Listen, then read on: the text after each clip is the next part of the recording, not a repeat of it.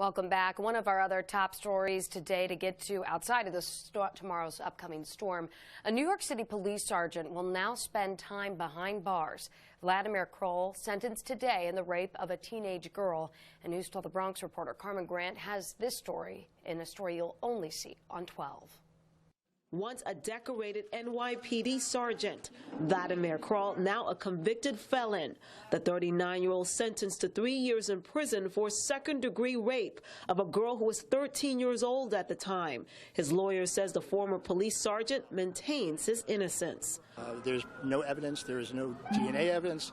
There is absolutely nothing to support these allegations. Kroll was the boyfriend of the girl's mother. Prosecutors say he used his influence as a trusting companion and father figure to manipulate a vulnerable girl into having a sexual relationship with him, a notion Kroll's attorney says is furthest from the truth. Our belief and our theory of the case that we put forth during the trial, and Vladimir did testify, is that the mother put the child up to it to retaliate against him because he was breaking off their relationship. The victim, now 16 years old, told the court Kroll came into her family's life a year after her father died.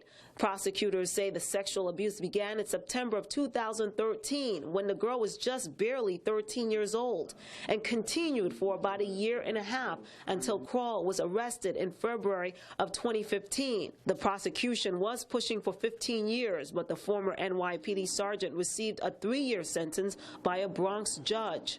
The victim's family nor prosecutors wanted to talk on camera. Kroll is eligible to be released early on good behavior. Once he's out of jail, he will have to register as a sex offender. Reporting outside the Bronx Hall of Justice, Carmen Grant, News 12 The Bronx.